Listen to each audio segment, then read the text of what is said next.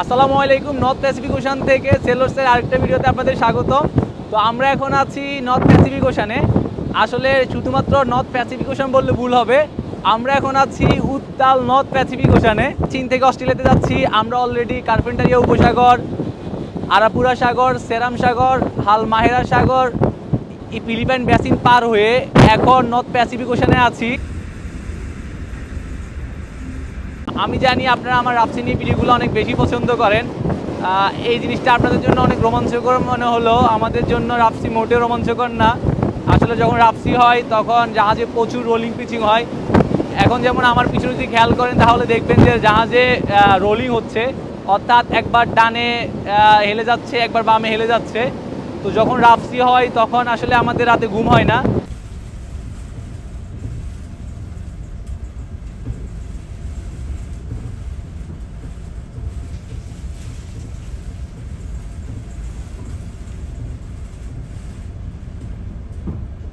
সকাল থেকে সূর্যের কোনো দেখা নাই, এখন 12:30 বাজে। এখন একটু একটু সূর্য দেখা যাচ্ছে, আমি আপনাদেরকে দেখাচ্ছি সূর্যের অবস্থান।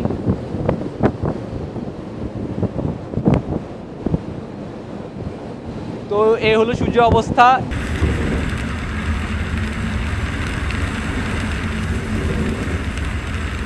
এখন একটু ভিজিবিলিটি ভালো হলো। 8টা থেকে 12টা পর্যন্ত ভিজিবিলিটি খুবই খারাপ ছিল। 8টা থেকে 12টা পর্যন্ত প্রচুর বৃষ্টি হয়েছিল। One kind of restricted visibility বলা যায়। তো ভাগ্য ভালো যে আমরা এখন ওপেন সিতে আছি, তেমন ট্রাফিক ছিল না। তো যদি ট্রাফিক থাকতো তাহলে এই ওয়েদারে নেভিগেশন করাটা অনেক কষ্ট হয়ে যেত।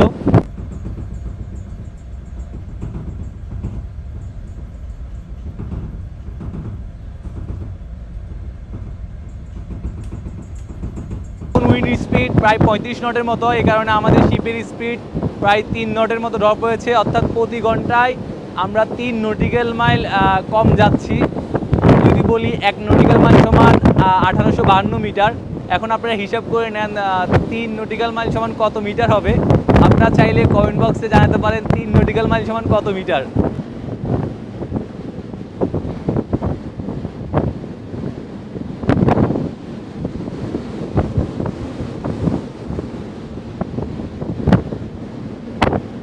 আজকে মাইক্রোফোন নিয়ে আসছিলাম, যেহেতু অনেক বাতাস, আমার কথা ভালোভাবে শোনা যাওয়ার কথা না, ওই জন্য রিস্ক নিয়ে মাইক্রোফোনটা নিয়ে আসছি।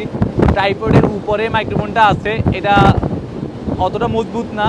তো আমি টেনশনে আছি, যে কোনো মুহূর্তে হয় আমার ফোন ওভারবোর্ড হয়ে যাবে অথবা আমার মাইক্রোফোন ওভারবোর্ড হয়ে যাবে।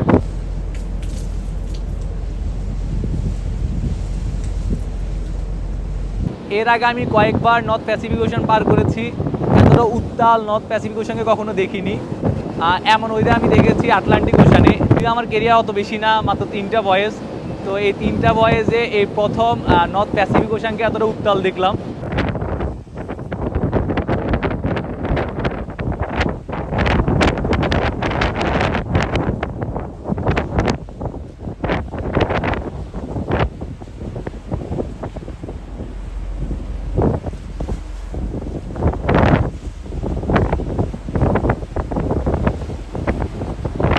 গতকাল রাতে আমরা ওয়েদার মেসেজ পেয়েছিলাম যে ওয়েদার কিছুটা খারাপ থাকবে, তবে এতটা খারাপ হবে তা কল্পনা করিনি। আমরা অস্ট্রেলিয়া থেকে রওনা দিয়েছি প্রায় 7 দিন আগে, এখনও আমাদের 4 দিনের রুট বাকি।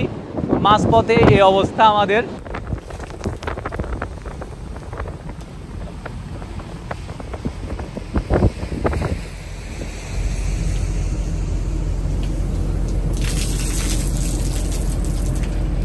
আসলে এই ওয়েদার দেখে টেনশন করার কিছু নেই, এই ওয়েদারের সাথে আমরা হ্যাবিচুয়েটেড।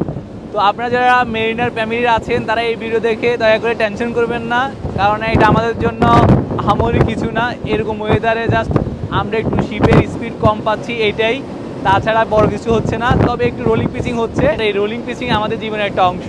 তো আসলে এটা নিয়ে টেনশন করার কিছু নেই।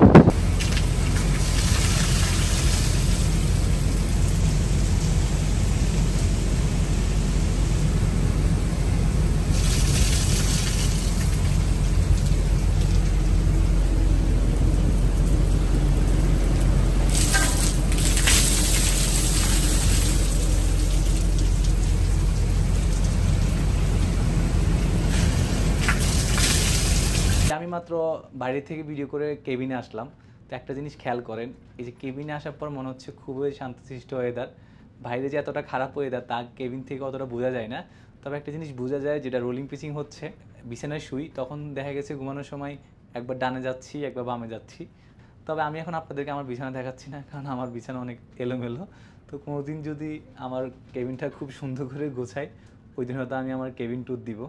তবে এখন আমি আপনাদেরকে আমার কেবিন থেকে সমুদ্রের অবস্থা দেখাচ্ছি।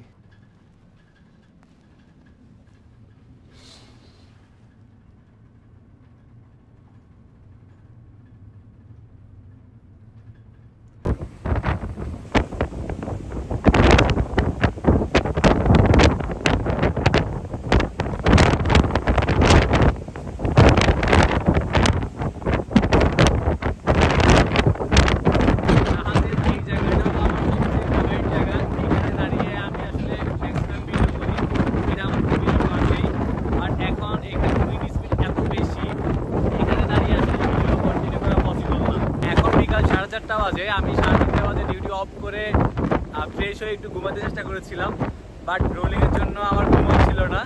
ওই জন্য ভাবলাম একটু বের হই, উত্তাল সমুদ্র দেখি, কয়েকটা শট নিই আর আপনাদেরকে দেখাই।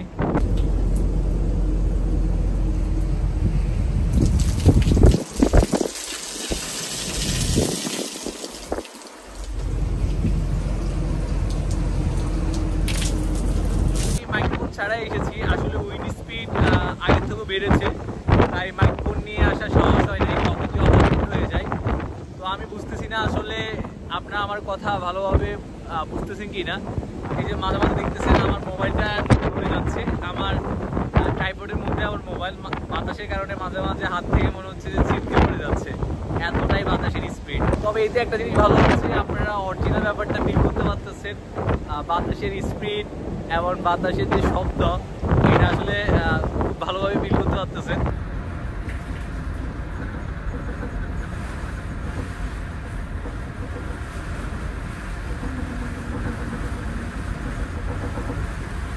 যেটা বলতেছিলাম, আমি 3:30 বাজে ডিউটি অফ করে ফ্রেশ হয়ে ঘুমাতে গেছিলাম, আধা ঘন্টা বিছানায় ছিলাম, এই পাশে পাশে করতেছিলাম, বাট রোলিংয়ের জন্য ভালো ঘুম হচ্ছিল না। তো ভাগ্য ভালো যে গতকাল রাতে সমুদ্র খুবই শান্ত ছিল, জন্য আমি ভালো একটা ঘুম দিয়েছি। তো এই জন্য এখনো আপনাদের সামনে এনার্জি নিয়ে কথা বলতে পারতেছি, ভিডিও করতে পারতেছি। রাতে যদি সমুদ্রে এমন উত্তাল হতো তাহলে হয়তো আমি রাতে ঘুমাতে পারতাম না, না ঘুমিয়ে সকালে ডিউটি করতে হতো, তারপর ডিউটির পরে এত ক্লান্ত হয়ে যেতাম, এরকম এনার্জি নিয়ে আপনাদের সামনে কথা বলতে পারতাম না। আপনারা হয়তো খেয়াল করতেছেন আমার মোবাইলটা একটু নড়ে চলে যাচ্ছে, আসলে আমার মোবাইল এখন ট্রাইপডের মধ্যে বাতাসের বেগ এত বেশি, আমি মোবাইল কন্ট্রোল করতে খুব কষ্ট হয়ে যাচ্ছে।